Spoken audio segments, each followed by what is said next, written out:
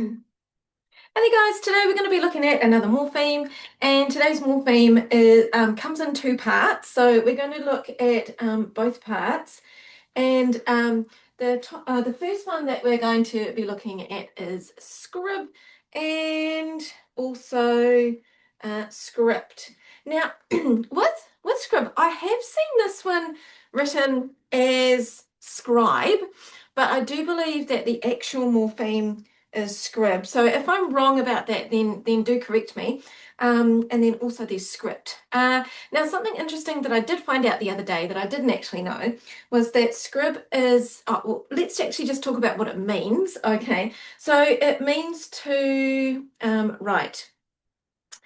So yeah, if I'm teaching this, then we'll first refer to the fact that scrib means to write and script means to write. But scrib is actually to write, okay, and script is the written form. So there's a subtle difference between scrib and script. So first of all, we're going to take a little look at scrib. And if you want to, you can get your students to just draw up this makeshift matrix. I quite often get my students to do that, and they absolutely love doing it.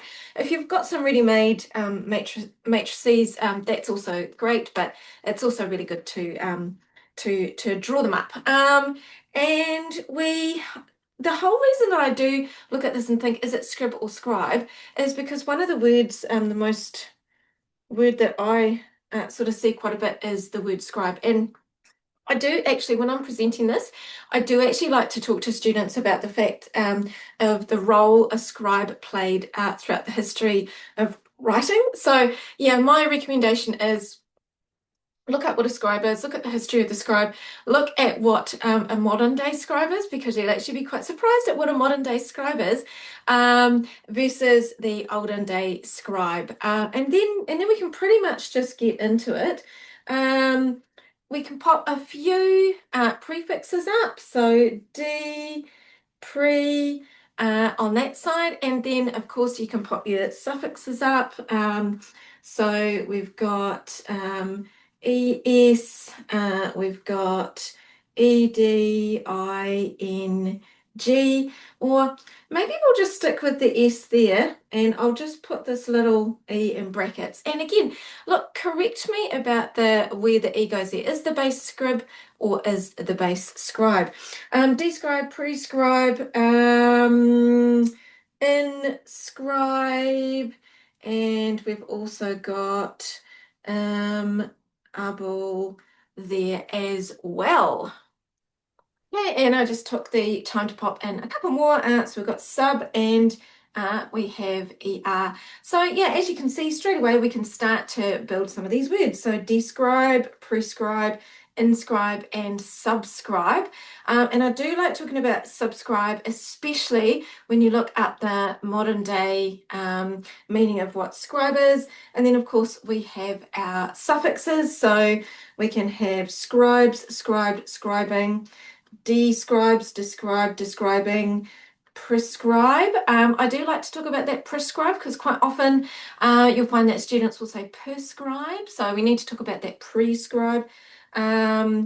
Inscribe, subscribable, subscriber, describable, and so on. And then you can also go a little bit further, indescribable. So that is a quick look at how we can put scribe together. Let's take a wee look at script. Okay, and here we go. Just for the ease of this video and the time of this video, I've just taken the time to pop a few items into our prefixes and our suffixes. And as you can see, we can have descriptive, description, prescriptive, prescription, manuscript, subscription, scripted, scripts. And also one of the other things that I like to do is I like to show the link between scribe and script. So for example, the doctor will prescribe some medication. He will give you a prescription.